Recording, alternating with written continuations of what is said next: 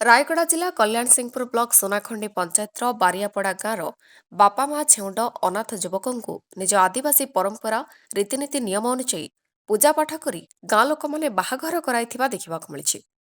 ସୂଚନା ଅନୁସାରେ ବାପା ଓ ମା ନିଜର ଏକମାତ୍ର ପ୍ରଥମ ସନ୍ତାନକୁ ଜନ୍ମ ଦେବା ପରେ ଆରପାରିକୁ ଚାଲିଯାଇଥିଲେ ଆଉ ଅନାଥ ହୋଇଯାଇଥିଲେ ନରେଶ।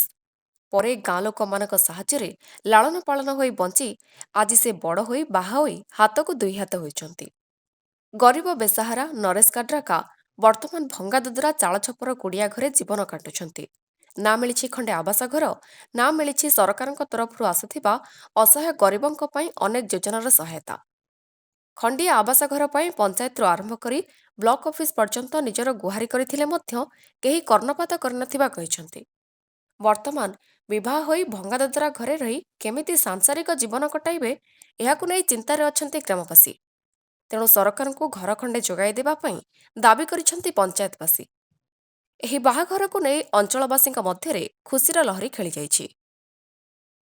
पुरस्कार दरियापड़ा गाँव गरीब बहुत अनाथ पिला से गोटे बाहागर हो सरकार टिके साहाय्य करले बहुत भल होता। आज बाहागर सब केमती होची किए बाहागर करले को माने बाहागर करले गाँ लोक मिसिकरी मन को आडक चाउल 10 टंका 5 टंका हरे करी ताकू साहाय्य करले। नरेश काटराका हाँ तांकर के माने अछंती कोन तांकर किए ना बहुत नरेश काटराका से बहुत गरीब पिला जमी नाई बड़ा नाई बापा नाई माँ नाई